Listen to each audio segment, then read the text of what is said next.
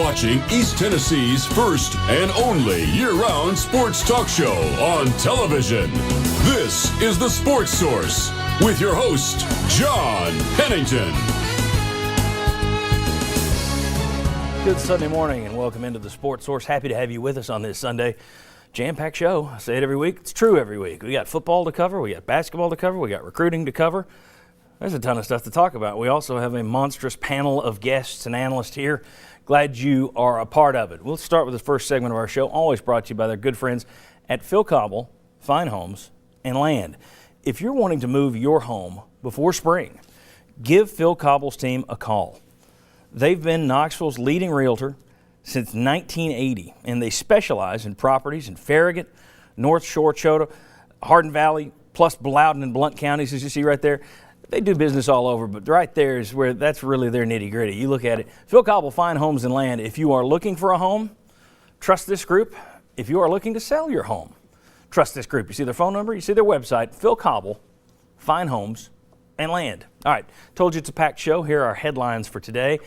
We're going to talk about the lower 40. No, Tennessee couldn't quite make it to 40 yesterday against Alabama. We'll discuss that. Roster woes for the Tennessee basketball program. That seems to be the bigger issue moving forward. BPCMDT. Yes, we're going to do a little comparison here. Bruce Pearl, Conzo Martin, Donnie Tyndall. Specifically, would this team have the same record if Conzo Martin were still coaching it? We'll look at SEC issues, question mark, Batman kind of a tease there. Is SEC football heading in the wrong direction? Didn't do well in the bowls. A lot of people throwing barbs at it. We'll talk about it. SEC directions in terms of the programs in the league. Which ones are going in the right direction? Which ones aren't? We'll be talking football recruiting with Josh Ward. Vol updates on the recruiting front there. Scouting reports from our basketball analysts. And then, of course, we'll look ahead to Arkansas and Missouri playing Tennessee this week. All right. Want to welcome in the panel, the first group of the first wave of our panel. Right here, Mike Strange, longtime columnist for the Knoxville News Sentinel. Right there, former Vol staff member Mark Pancratz, former Division I player at now just Milwaukee. We have Houston Fancher right there, former Vol staff member, also former head coach at Appalachian State for many years. And down there on the end, glad to have this guy back, Jimmy Himes, who of course hosts Sports Talk Monday through Friday on WNML, Sports Radio WNML. Did I get that right? Or is it WNML Sports Radio? Either. Okay. Either or. 990 at 99.1 is all I need to know. All right. Alabama, Tennessee. Mike, I'll start with you because you're the one that pointed it out in your column. Never before had a Tennessee team fail to score 40 at Thompson-Boling Arena. That happened yesterday, a 13-minute scoreless stretch. It was rough. Your thoughts on the loss to Alabama? Tennessee came into that game off the road win at Mississippi State, which was for this roster to win your first SEC road game, even if it is Mississippi State, that's a thumbs up. You feel some momentum. You won 7 of 8. It's looking good. That one killed all the momentum. Yeah, like I wrote in the column today in the News Sentinel, I kind of felt like this team was due for a pothole. It's 2 step forwards, 1 step back pothole. Yeah, this was a historic proportion type pothole, but I just felt like they'd been playing awful well and maybe winning a couple of games they shouldn't have won. And when you just look at the limitations on this roster, I think something like this was bound to happen. Just due for a clunker, guys? Yeah. Well, yeah, and especially this team is not we've shot the ball really well lately. We're not that good of a shooting team, and if we're not making perimeter jump shots, we're going to continue to have these lulls. Our defense can only hold us strong for so long, and without having that guy that can penetrate other than Josh, if guys aren't going to get to the basket and get to the rim, if we're not making outside shots, we're going to struggle to score all year. And to me, I think the big hole is in the middle. I just don't think we have anybody they can go to on the inside to loosen up things on the perimeter. We talk about not having a point guard. Well, we don't have a point guard, but we've got a guy who's filling in admirably. We don't have a post player. We don't have a guy who can go rebound the ball. We don't have a guy who can give the ball just to be an inside receiver, just to break down defenses. You can't rely all night long, especially against the zone, on trying to break down gaps like Coach talked about. You've got to have a guy on the inside that you can go to and can produce for you. Jimmy, we'll look at the – go ahead. I'm sorry. I was going to say that Tennessee's going to have some other games similar to this offensively. Not 38 points, but they'll have some other games where they struggle to score 50. They went 12 minutes without scoring against Mississippi State. Well, and the Doing big 13 thing, minutes without scoring against Alabama. 25 scoreless minutes in 2 games. Yeah. That's pretty bad. This made Kevin O'Neal blush. Yeah. Seriously. Was he there? He had to be in the arena. It must have been a Kevin O'Neal effect. Yeah. there. His mojo was there. Oh, wow. well, and the big thing too is because we weren't scoring, we weren't able to get in our press, and so all of a Right. sudden they were dictating tempo. So then the lack of an interior presence was exposed even more. And so if we're scoring the basketball, we can then get in the press, and we're able to get some easy baskets in transition. Let me take a look at the roster here. Let me show you some issues that they've got. And this is the gist. You started out with a thin roster to begin with. Just recently, Braxton Bonds, the guard who was expected to come in, he was denied his appeal by the NCAA. He was on Liberty's campus for 3 days and wanted to transfer to Tennessee, and he gets a no. That's one of those where you look at the bureaucratic red tape of the NCAA and shake your head. In Childs had shoulder surgery, out for the year. Jabari McGee, broken foot, could be out for the year. Dominic Woodson just was not a fit. He's transferring out.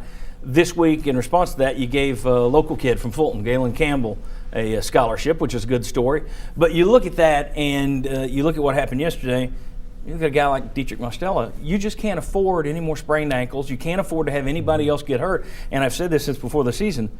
Lord help them if it's Josh Richardson that ever sprains an ankle. I don't know if they'll score 20 in a game. Yeah. I mean, that's going to be pretty. In terms of Houston, you've been a head coach at Division I level. In terms of the roster Donnie Tyndall's having to work with, and he's having to do it with a bit of a makeshift staff too. Sure. It's amazing the job he's done to this point, I think, all things considered. But the difficulties for a head coach having to work and keep fresh a roster that is that small. I mean, I would think it would impact you in practice as well. On this level especially. But to see Galen Campbell go on scholarship, I think was the best thing to happen the entire week for Tennessee. If you have a chance to go to utsports.com and check out the segment with him telling his mother that he was put on scholarship, it's a very touching thing. You need to take time to look at. Very well done by Tom Sakowiak. But this roster, as you said, not very deep. The way they're trying to play, doesn't really facilitate for them not to be worn out by the time the game's over with. Yep. Alabama took their legs yesterday. Yep. I think it showed towards the end. But once again, I'll go back and say inside presence is crucial for us. And we're relying on Willie Carmichael to be the only inside presence without Jabari McGee. And in my opinion, 4 of the 5 guys you showed on that screen wouldn't help us anyway. Right. So, I think the guys they have now are the guys we're going to have to dance with and would have had to dance with even if those guys had played. At the same time, you would have at least had more legs to throw in there. They might not have been effective legs, but at least it gives another guy 2 minutes of a breather that he wouldn't have had. And I also wonder, practice-wise, you're down to a small core. I mean, it's easier to practice when you got more bodies out there. So I think, to me, that looks like that would be, if you're looking at this team saying, oh, they scored X, that's not the concern. The concern is, look at that roster, look how small it is. Do you see things getting better? And I don't know that you do with that roster at the moment. Well, the other thing, too, is because they have some limitations, Donnie's had to rely on effort. So when you have a deeper roster, you can yank guys in and out if they're not giving a lot of effort. Great point. If you don't have guys on your bench that you can put in the game if the guy that's in the game is not giving your effort, that's gonna hurt you. Your guys aren't gonna have to play as hard because they know, regardless, coach has got to put 5 guys out on the floor. And another thing, John, let's look at the talent level of the guys that are playing. I mean, if you take this rotation, Arkansas plays 9 people, Missouri plays 9 people. These guys are just playing those 9 people anyway. Well, we've got 9 guys that are all going to play. Well, the talent level is just not where it needs to be in order to be successful in this league at this point in time. Any thoughts on the roster attrition? Well, what Houston was saying about that lack of any kind of presence at all inside. Willie Carmichael, we saw him in the Rocky Top League, and I had pretty high hopes for him developing as a freshman. But he's just in a funk right now where all he can do is foul. And he's put in a position where you have to go and do something you're not ready to do yet. Yeah. I mean, I think he's going to be a good player in time. He's just not ready to do it right now on this level, I don't believe. Now, his effort is unquestionable. Plays as hard as anybody on the floor, gives you great effort on the defense. Got to keep him out of foul trouble, Yep. And it's a lot of it's because he just doesn't know. It's his first time out there on this level trying to be successful, and he's just not prepared for that yet. Jim. Well, the other thing, too, Tennessee at one point led the nation in fouls, right? They don't have a roster that can deal with that. Now, they've been better about dealing with that lately. And you mentioned, Lord help him, if Richardson has an ankle injury, how about if he gets 2 fouls in the first half, too? That's another problem. He is having to carry so much of a load with this team. All right.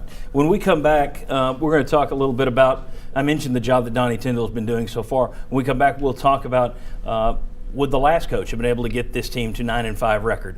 Would they be 9-5 if the last coach had had his roster? We'll start looking at across the board. Throw in little Bruce Pearl as well. Come on back on the Sports Source. Want your own man cave? Turn to Benedict Construction.